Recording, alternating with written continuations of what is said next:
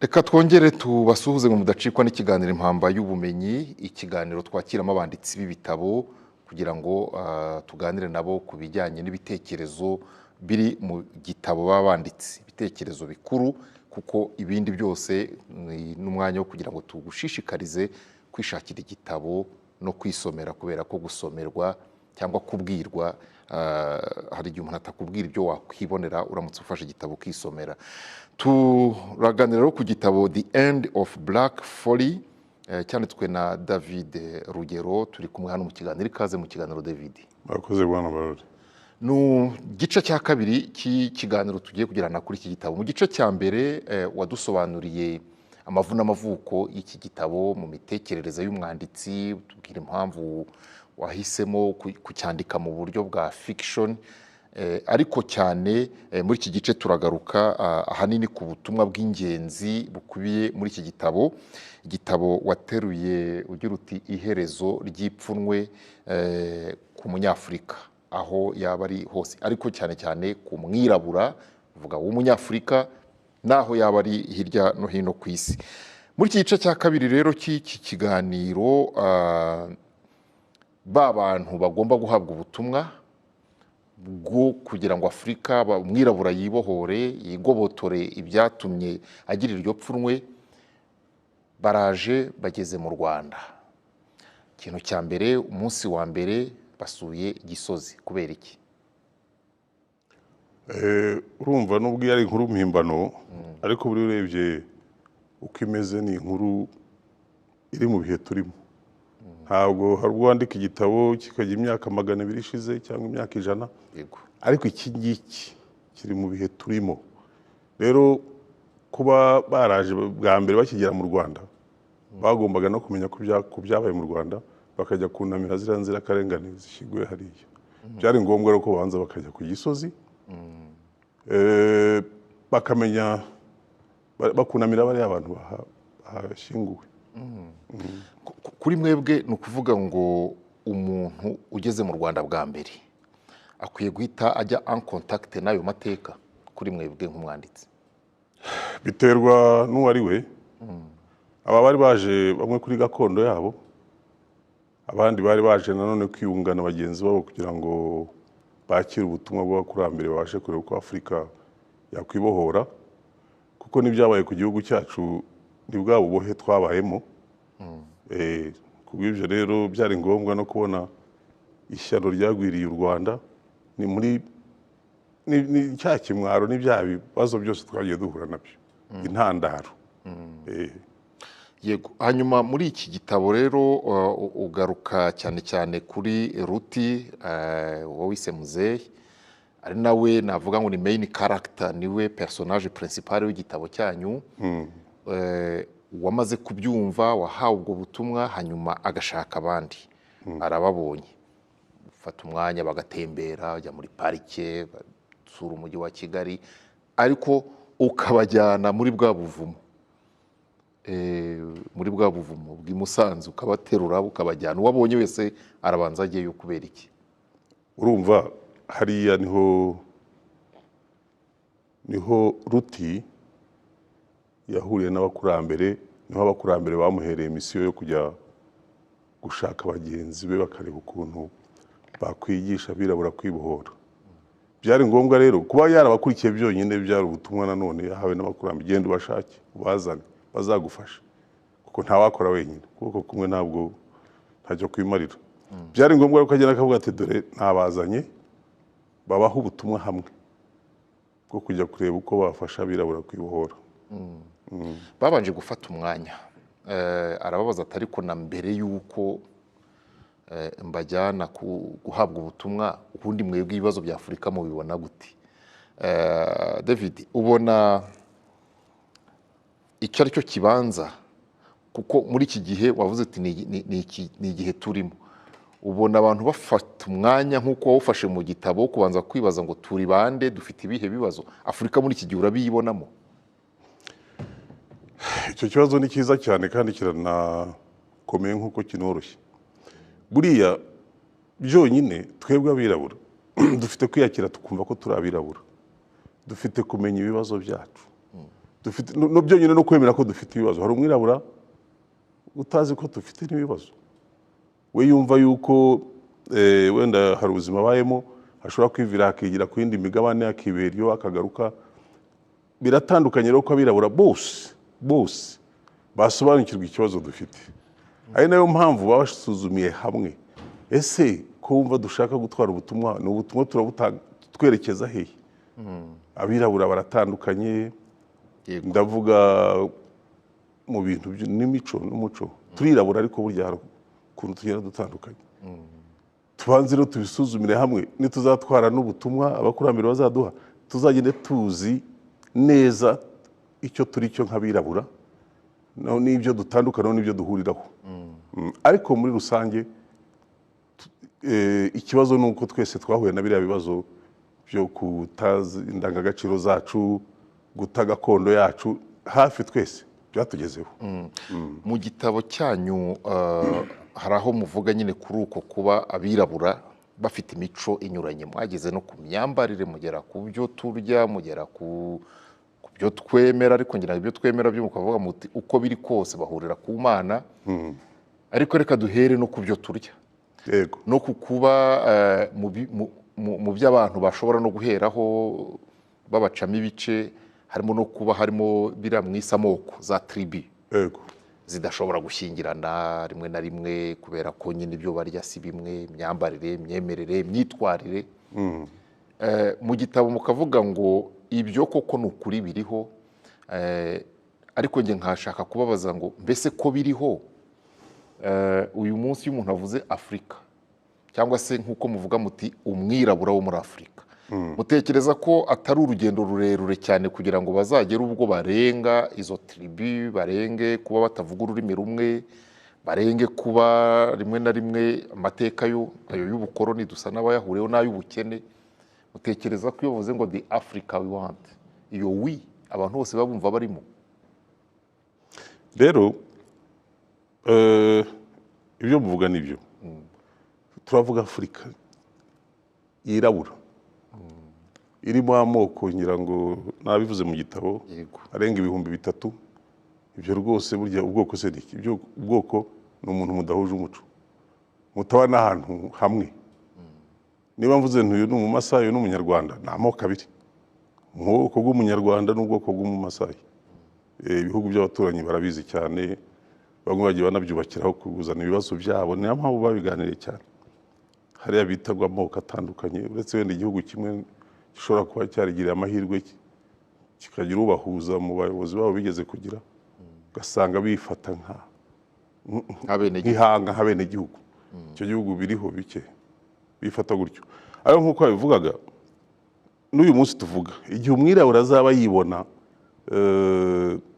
ngo genda kanaka, aragenda akamanuka akava ku gihugu akajya ku ntara, akajya kuri district, akajya ku murenge, kugeza iwabo mu cyaro. Ibyo rero ni ibintu ni amajyanyuma, si amajyambere.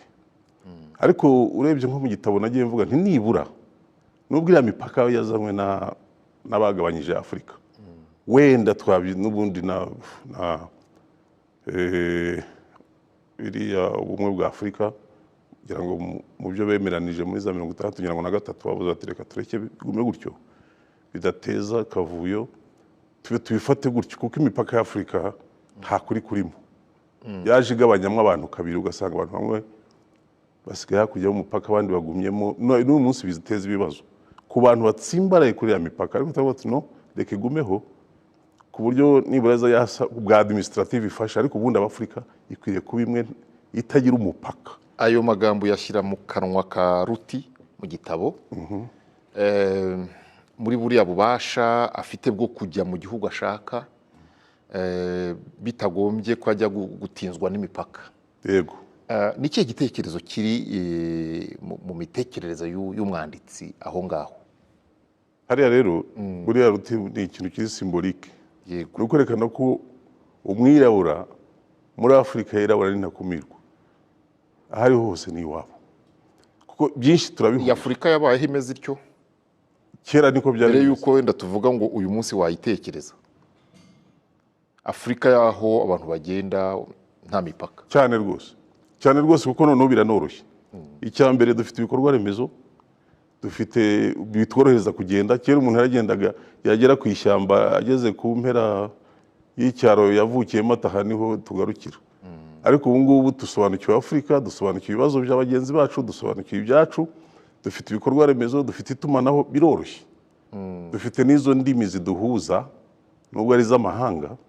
No mu gitabo navuze nti tuzazikomeza kugeza ubwo twibonera ururimi rwacu iyo ugeze imbere. Yego. Rero ndabibona pe Afurika yacu y'abirabura, ariko n'abandi ngira ngo ntanabivuga cyane bakavuga atari ko se abandi batirabura bo nabo baraza nk'uko nabivuze ubushize, nabo bazazamo rwose ntawe ubaheje. Ariko twasanze twebwe dufite ibyo twihariye, umwihariko wacu tubanze tubikure mu nzira. Rero nsubiye inyuma gatoya icyo warumbajije uti iyo Afurika na diversity yayo n'ukuntu dutandukanye byashoboka kuko ikintu cya mbere no muri icyo gitabo ndabivuga icyo bita identity politics. Niba ari na identity politics twebwe tugomba kwiidentifiya nk'abirabura. Apana giwe ndi sinzi iki nibyo biza bigaca ibintu kuko mugenda mutandukana cyane bigatuma mutumvikana. Kandi mwashimye mu gitabo cyanyu, murashima mukanabivuga rwose muti abantu bo muri Nigeria bagumanye amazina yabo, barwana ku muco wabo, ndetse mukagaruka mugatanga n'urugero rwa Afurika y'Epfo, amwe mu matribu yaho abazuru n'abandi, muti nibura ibi barabigumanye ya identity mwari muvuze. Ariko se uyu munsi nibo ntangarugero mu mibereho myiza, nibo ntangarugero mu kuba babohotse? bafite ibibazo byabo, ariko ako bagakuye mu nzira nibura ndetse karanerekana ko bishoboka. Ese nka Rutikanga bitwaye iki? Rutikanga ni umunyarwanda, nta n'uwabitindaho rwose. Hanyuma muri iki gitabo cyanyu hari ibintu nabonye muri rya sesengura barimo baganira mbere yuko bajya muri bwa buvumo handi mwisa ahantu hejejwe hari sacré. Mu bibazo baganira hari aho bagera bakavuga bati nibura uyu nguyu yagerageje no kwerekana ko ibyo abazungu bakoze muri Afurika cyangwa se mu gihugu cye ari bibi, abivumburaho, agerageza no kwerekana ko nawe hari ukundi atekereza. Ubwo ndaganisha ku muntu witwa Idi Amin Dada. Ego. Muramuvuga mu naramuvuze rwose, ukuntu ngo bigeze kumuheka, ego, n'ibindi, n'ukuntu yagiye rimwe na rimwe yivumbura. Kuriya kwivumbura iyo umuntu abisomye birashoboka ko wenda ari bwa bwonko muvuga muti nabwo bwagize ibindi bwigishwa. Ni kuriya abantu bakwiye kwibohora, nimuduheke namwe. Oya, ntabwo ari byo, ntabwo ari byo rwose. Ariko kariya nagatanzemo urugero. Urumva bwana Barori, hari abantu bagira ikintu cyitwa icyoba cy'impinduramatwara. Ntanga urugero rwa Idi Amin. Idi Amin ni umuntu wavuze ati abazungu baradukoronije tukabaheka, ariko nanjye ko uyu munsi ntegeka bampetse, baramuhetse. Si igikorwa cyari gikwiye mu by'ukuri. Niba umuntu waramuhetse ari amakosa, ntugomba gusubira muri ayo makosa. Kiriya cyatazwe nko kwerekana ko umwirabura ashobora gutinyuka mu bundi buryo, kandi icyo yakora cyose afite intego nziza agamije kugeraho yakigeraho. Idi Amin yarabikoze, abazungu rwose batesha agaciro, niko navuga, simbishima, ariko yarabitinyutse arabikora. Noneho tinyuka ukora ibyiza, witinyuka ukora ibibi byagukorewe cyangwa byakorewe umwirabura mwene wanyu, ariko umenye ko bidashoboka. Fata initiative ukora ikintu. Nk'urugero, ndetse izina David nkitwa Rugero Rutikanga, wenda byaba bitwaye iki? Hari icyo naba? Ntacyo byarwara. N'uburenganzira n'ababikoze, ni ukujya mu rukiko wenda nkagenda. N'ababikoze ngira ngo muri cyitwaga Zaire, icyo bise ngo ni Zairisation, ibintu nk'ibyo. Ariko igitangaje ni uko bose bagiye babikora. ariko cya kintu ugarukaho mu gitabo cyo kudatera imbere, kuko mu isesengura muragaragaza n'ibibazo, ukavuga uti ubukene ubukene ubukene. Ko hari abagiye bagerageza kwivumbura no kwivumbagatanya kuri ibyo bindi byagiye bizanwa baje gukoroniza no gutwara imitungo no kugira ute, ariko nabo ukabona ntacyo bakosoye. Rero buriya icyo nshaka kugaragaza hariya ni uko icya mbere tugomba guhinduka. Urumva niba ushatse kuzana impinduramatwara uvangitiranya ibintu ntacyo ushobora kugeraho. Banza umenye ko uri umwirabura, garura indangagaciro z'abirabura, garura gakondo yawe, garura umuco wawe, kuko umuntu utagira gakondo ntagire umuco aba apfuye, ntabaho. Nugendera mu by'abandi bizakuremera, kuko nta n'ibyo ushoboye nta n'ibyo unazi. Ushake gushyiramo akantu wenda tera ko twebwe abirabura ugagashyiramo nta gahunda. Iyi mpinduramatwara mvuga ko iri spirit inspired, ni abakurambere bavuga ati bigomba kugenda gutya, kandi unarebye bigenda gahoro, ntabwo byihuta cyane. Wenda igitabo kijya gusozwa bigaragara, kuko wavuga inkuru ntuzayirangize, bigaragara ko byagiye bihinduka. Bari ntumwa zindi kuva muri buri gihugu zimaze guhabwa ubutumwa. Ariko icyo nshaka kuvuga ni iki? Ni ukuvuga ngo abakurambere batubwiye ngo niduhinduke, tunenge, dukureho biriya bintu. Warabibonye harimo biriya bintu byitwa ruswa. Mu bintu bimugaza Afurika ni ruswa. Mu ntengeke Afurika ifite za mbere ni ukutagira ubuyobozi bwiza burwanya ruswa. Hari ibihugu byamunzwe na ruswa, birazwi, kuko bajya babyandika no muri biriya bita byabyegeranye bashyira hariya. Ibyo ntabwo ari ibanga. None se wowe uzafata utwa rubanda, twakabaye tubaha amazi yo kunywa, twakabaye tubakora igikorwa remezo, twakabaye tubegereza ivuriro, utumire uri umuntu w'umuyobozi ukorana na babandi batifuza ko dutera imbere, urumva se ari icyo twageraho? Ariko indangagaciro nyafurika zacu abirabura, hari ikintu cyitwa guhemuka, hari ikintu cyitwa guhemuka iteka biragawa, ndetse hari icyitwa igihango. Igihango kigirana hagati y'umuntu n'undi mugamije kugera ku kintu runaka. Ni ukuvuga ngo uri umuyobozi uha agaciro indangagaciro zacu, ugenda muri iyo esprit, gukunda umuco, kuba inyangamugayo. Kandi mu Rwanda turabikora. Ugomba kuba inyangamugayo, ugomba kwitwara nk'umuyobozi koko. Indangagaciro, kirazira tukabyubahiriza nk'abirabura. Yego. David, ku rupapuro rw'ijana 99 mwaranditse muravuga ngo ni babandi bamaze guhabwa ubutumwa bwo kujya kugerageza, bwo kujya guhindura, kuko uravuga ko bahabwa n'imbaraga. Hari aho bivugira rero bati we are the chosen ones not because we are great scholars, politicians or leaders of any kind. Hepfo agakomeza avuga ngo this crusade is not for politicians. Impinduka aba bagabo n'abagore bitwa abanyapolitike batarimo, David urayibona?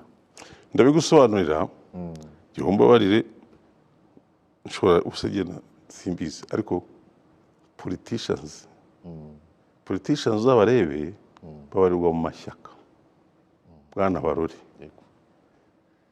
dufashe nk'igihugu cy'igituranyi ushobora gusanga harimo amashyaka 400. Ngabo politicians ivuga mu gitabo cyanjye, abo ntacyo bamarira Afurika. Niba muri igihugu mukagira amashyaka 400 n'abandi badushizaho turi ubu ngubu, cyangwa bagikomeza kudukoma mu nkokora ngo tutiteze imbere, iwabo ni amashyaka 2, 3 se akaba arayo nibura, sibyo?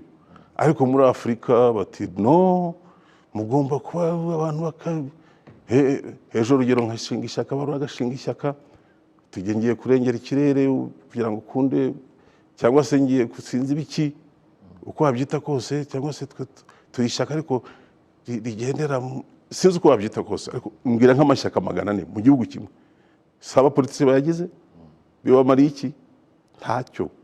So abangaba ni abantu batowe bagiye kuganira n'abaturage babo. Unarebye nta numwe wigeze uva muri kapitali, bava mu byaro. Yego. bagatangira n'abaturage baba bagenda buhoro bagakorana n'abantu bakuze kugira ngo mwarabibonye simvuga abantu babakambwe cyane simvuga n'abana batoya abantu bakuze nk'abarore na rugero hano bagakorana nabo bakabagira inama bati dore ko ibintu tugomba kugenda buhoro buhoro ni ukwigisha no guhindura umuntu imyumvire ni akantu gafata igihe wabihaye urubyiruko urubyiruko kuko niyo kazaza kacu keza kejo nibo abayobozi b'ejo yego nta bandi nabiha ariko ndagira ngo noneho nubwo ari fiction tugaruke muri reality yego uru rubyiruko haye izi nshingano zo kubohora imyumvire y'umwirabura w'umunyafurika yego ni narwo ariko rurimo kugwa muri Mediterane simpamya ko ari abasaza bagwayo bagenda uru rubyiruko ni narwo rurimo kuvuga ngo nta myaka 100 ni narwo ruvuga ngo nta gikwe ni rwo rusa n'urutuye mu yindi si rudafitiye umwanya ibingibi David tuve muri fiction tugaruke muri reality yego uru rubyiruko rurubona muri iyi mpinduramatwara buriya rero reka nkubwire bariya abantu bajya kugwa muri Mediterane bariya barahunga iki se barahunga ubukene barahunga imiyoborere mibi baraburara batagombaga kuburara ibihugu byabo bifite imitungo kamere ikiza indi migabane urabyumva rero urubyiruko ku rubyiruko byakunda urubyiruko rwatumwe n'abakurambere bafite na buriya bushobozi biroroshye cyane guhindura urubyiruko ukoresheje urundi rubyiruko kuko babibonamo ningenda nkagira icyo mbabwira nabagira inama ariko bavuga ati ariko ubundi biriya bitekerezo birashaje n'iby'umusaza ariko urubyiruko ruzima rwahindura urundi rubyiruko niyo mpamvu aribona ko ari bafite akazi gakomeye cyane ntawe urengeje imyaka 35 yego wafashe buri gihugu cy'Afurika y'abirabura kigira abagihagararira yego baraza bajyanwa muri bwa buvumo bw'imusanze ku badukurikiye twibutse ko ari inkuru the end of black folly ni inkuru ntekererezanyo umwanditsi yatekereje ariko igana ku kariho igana ku gukosora ibiriho akavuga rero ko aho mu buvumo bw'imusanze ariho abakurambere barimo guhera urwo rubyiruko amatwara yo kujya guhindura ibintu uzana rero abantu bo mu bihugu binyuranye babiri ngira ngo yego umukobwa n'umuhungu ndashaka kumva iyo symbolisme babiri na bya bihugu byacu uko bingana harimo n'ibihugu binini cyane yego babiri urabona ufite icyizere cyuko uwo musemburo wakora cyane abase babiri ntuzi ko ari abakurambere babatumye bariya ni abantu bakomeye cyane basubiye iwabo bagize ahantu bakorera ariho bagenda kandi n'ikindi nashakaga kuvuga wenda ntarakomeza wabonye ko harimo ikoranabuhanga binasobanuye ngo iyo tuvuga iteka umuco wacu gakondo yacu ntabwo hari abantu bashobora kumva yuko ari ugusubira inyuma mu mateka tugasubira cya gihe nta kira mu mwijima siko bimeze kuko tekinoloji ubumenyi education cyangwa uburezi ni ibintu bigomba kujyana n'umuco umuco rero aha turi mu muco yego turi muri gakondo bitabuje ko abantu bakoraniye kure bakorana ikoranabuhanga mu itumanaho baragiye nabo barekuruta abandi na izindi ntumwa zagiye mu maprovinsi yabo kandi icyatumaga tuvuga tuti nibura babiri ni ukuvuga ngo bazi neza uko ibihugu byabo biteye ni nabo bantu bafite kubikora neza kuruta ko Ruti we yari coordinateur yari umuhuzabikorwa uko n'abari abagenzi be yego kandi agakomeza iyo ntebe cyane ku rwego rwa Afurika cyane rwose aha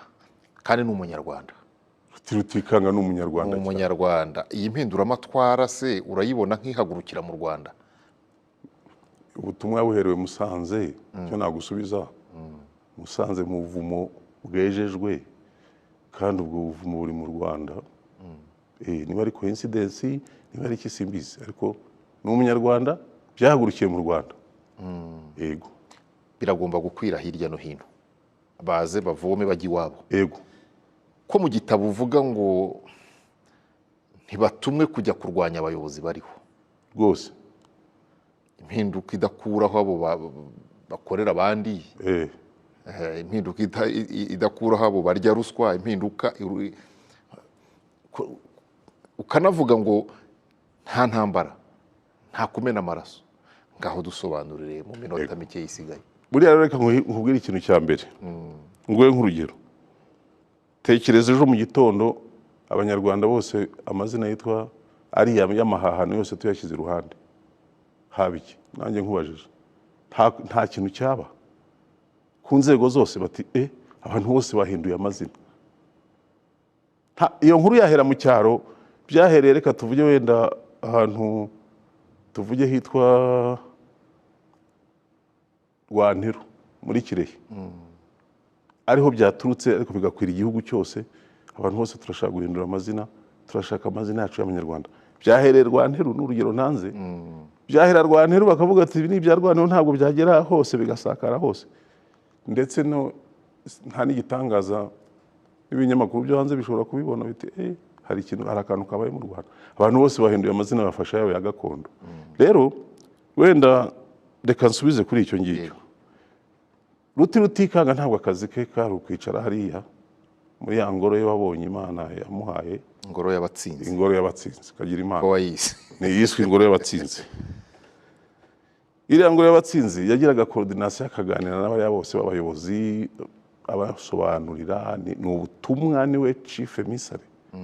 Bariya bakoraga kuri grassroots level, nubwo bitasobanuka cyane mu gitabo ngo bibe explicit, ariko ari umukuru wabo. Kandi wanabonye yuko n'abariya nabo bagiye bakira ubutumwa kubera imbaraga z'abakurambere buhoro buhoro. Niba wibuka neza, abinangiye havuyemo iki? Havuyemo kubahana abinangiye, ntawishwe, ariko hari ahantu babatwaye. Niba wibuka, hari ahantu hitwa Jongleur, sindagerayo ariko hariho intara ya Jongleur yo muri Sudani y'Amajyepfo, ndetse no ku gihugu cy'abaturanyi, ikirwa cyitwa muri Uganda, hari ikirwa cyitwa Bubemba, kiri muri Lake Victoria. Bubemba mu mateka y'Abagande uko mbyumva, ni ahantu bashyiraga abantu bananira, bahashyiraga ababembe ngo batanduza abandi. Ibyo ni ibya kera, ntibyari na byiza, ariko imyumvire y'icyo gihe niko yabivugaga, ni ugushyira abantu ngo batabanduza. Ni akato, ubivuze neza, ni ukubashyira mu kato. Ba bandi b'abayobozi binangiye basabitswe na ruswa, babatwaye Bubemba, abandi batwara Jongleur kujya guhinga, bakajya barya ibyo bakuye mu maboko yabo. Ibya ruswa ntibarya ibya ruswa bya rubanda. Ni akantu, kuko baravuga ati uzahabwa ubutumwa ntabwumvire, azakubitwa akantu k'ikuhagiro, tubivugamo aho ngaho. Bisobanuye ngo ntufite gukora ibintu bibi, niba ugiriwe inama ngo bireke, nyuma birangirira aho ngaho utabonye agahano ngo uhanemo gatoya. Niyo mpamvu ni impinduramatwara itazamena amaraso. Itazamena amaraso. Kandi irwaza ikanihanganira abantu. Cyane rwose. Ubwo izafata igihe kingana iki? Izafata igihe sinakivuze ngo bizafata igihe kingana iki, ariko nk'aha ngaha reka nguhe urugero. Bashiki bacu, hari ikintu cyitwa umwirabura kugira ngo yiyakire, abanze yumve yuko Imana yatugiriye ubuntu ikaduha uruhu rwirabura rurimo melanine. Hari abandi batagira melanine. Melanine turinda ibintu byinshi cyane. Ni kariya kantu gatuma tugira uruhu rwirabura. Tuba ahantu hashyushye, hari izuba ritutwika, ariko nta muntu w'umwirabura warwara kanseri y'uruhu, nta n'umwe. Ariko hari abandi bo ku yindi migabane banaza bakagira ibibazo. Iri zuba ryacu rikabakubitaho, ugasanga bisize ibintu by'amavuta bibabuza ko impu zabo zagira. Rero birababaje kuba bamwe muri twe, nta nubwo ari n'abadamu gusa, nabonye n'abagabo bisiga bakitukuza ngo barashaka gusa na bariya bantu. Bariya bantu se ko bagize ibyago ntibabone melanine, urashaka kuba nkabo, urashaka kurwara kanseri y'uruhu, kandi uzarebe koko uwabikoze bikamupfubana bisa nabi cyane. Ni ibintu bigaragara, ibintu bizwi nige nabishyizemo yego nabyo bakwiriye kubireka nabyo mwara ariko navuze ko babigisha bakabatwaza gahoro kuko yego hari n'ubwo bavuga ati ni uburenganzira bwanjye ariko uburenganzira se butubahiriza kuba umwirabura yego none David azaba yarakumvise neza uzasoma iki gitabo agasigarana iki kuri mwebwe mu minota mike rwose iki gitabo se iki gitabo twatangiye tuvuga yuko harimo impamvu nkibajije yego harimo urukundo harimo kuvuga ubucakara harimo kuvuga ibibazo bya Afurika mu buryo bwa politiki ariko kandi muri ya fiction harimo ko aba bantu babanza ntibemererwa guhabwa ubutumwa badashatse batubatse ariko kandi bakabwirwa ngo uburetse kubyara ubanza ukora ubwo butumwa harimo ibintu byinshi ariko mu by'ukuri umuntu azaba yakumvise neza nasigarana iki kwiyumva ko umwirabura afite agaciro kwiyumva ko tugomba gukora impinduramatwara tukaba abirabura aho kuba ikindi kintu icyo ari cyo cyose gukunda Afurika hari filozofi tuzagenderaho muri ya mpinduramatwara yitwa ubuntu yego ubuntu abanyarwanda turabuzi ariko n'abazuru bakoresha ikintu ubuntu ngira ngo niko bavuga ariko bavuga ati ubuntu ni ukuvuga ngo ndiho kuko uriho iyo ni filozofi yacu y'abirabura tukongera akantu kitwa panafricanisme panafricanisme ni ya mipaka itariho panafricanisme ni kwa kundi kujya aho ushatse hose wisanzura ukabaho ushatse ugakorera aho ushatse so tugendera ku buntu na panafricanisme umwirabura nkanjye akabyumva tukagarura indangagaciro zacu za gakondo iby'amahanga tukaba tubiteretse hariya ko ntacyo byatumariye niba hari icyo byakoze ahubwo byaradushenye biradushegesha bitugeza n'ahantu habi cyane ibyo sinabitindaho abasomyi b'amateka barabizi rero umuntu nagisoma iki nubwo cyanditse mu nkuru mpimbano ariko ni message ku muntu wese witwa umwirabura rero uwo ari we wese n'umwana muto afitiwe namuha akazina ka kinyarwanda amuganize mu kinyarwanda mu ngo zacu kuko hariya niho uburere niho buhera niyo yampinduramatwariza buhoro ugiye ugasesengura wasa n'ibindi se bitangaza ntabwo tuzashaka ba ruti ngo bajye hariya bajye mu ngoro y'abatsinze ariko ikindi nakongeraho wavuze uti harimo urukundo harimo iki kuzana impindura bariya abantu bariya ziriya ntumwa zagombaga kubaho neza bakumva yuko kuzana impinduramatwara bitakubuzaho no kuba neza ahubwo ni na sinye cyangwa ni nk'ikimenyetso cy'uko iyo wakoze impinduramatwara neza ubaho neza urushaho kuba neza ubaho ushyira mu gaciro murakoze cyane kiboneka he iki gitabo rero mu by'ukuri ubu kiri kuri online kuri ntuza n'ibya Amazon kiri kuri Amazon kiri kuri draft to digital ariko ndashaka kugira ngo na kopi ziboneka mu minsi ya vuba mu bitabo byacu mu maduka yacu acuruza ibitabo ko byaboneka ugishaka wese akaba yakibona murakoze cyane reka dushimire umwanditsi David Rugero The End of Black Folly ni igitabo navuga ngo ufite umwanya kandi umwanya ntujya ubura umuntu yasoma kirimo byinshi kirimo iyo mpinduramatwara kirimo ariko cyane cyane ikintu kijyanye no kuvuga ngo imitekerereze n'izatubohora imitekerereze kwihesha agaciro guha agaciro ibyacu kandi tukabisangiza n'abandi nibyo bizabohora umwirabura reka tumushimire namwe twizeye ko muri iyi mpamba tutabapfunyikiye amazi